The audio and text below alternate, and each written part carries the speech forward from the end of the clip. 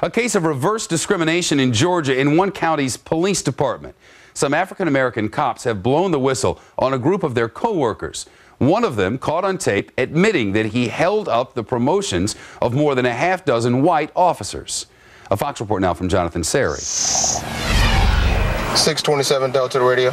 Officer Malik Douglas blew the whistle on Georgia's DeKalb County Police Department for allegedly discriminating against his white colleagues. It's like a good old boy system in reverse. Officer Douglas says black officials in charge made racist remarks behind closed doors and passed over white officers for promotion. When I sat there and heard this, I thought to myself, my God, this is reminiscent of something in the 60s and something in the 50s and something that Dr. King and other civil rights leaders fought against. Douglas and other black officers secretly recorded their superiors' disparaging remarks, including these by Assistant Police Chief Raymond Flemister.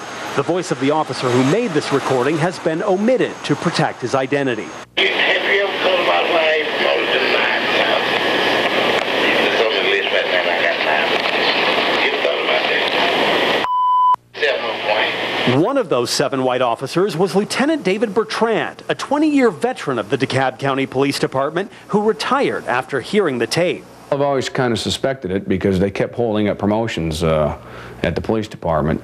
So I've always kind of, in the back of my mind, suspected that this was going on. Shortly after the secret recordings became public, both the chief and the assistant chief resigned. Allegations of racial bias go beyond the police department. DeKalb County faces at least 2 other discrimination lawsuits, including one filed in 2004 by white employees of the Parks Department who claimed the county's chief executive conspired to remove them from management positions to create, quote, a darker administration. In a press release, DeKalb County CEO Vernon Jones insists, I have not, will not, shall not condone racism in DeKalb County's hiring practices.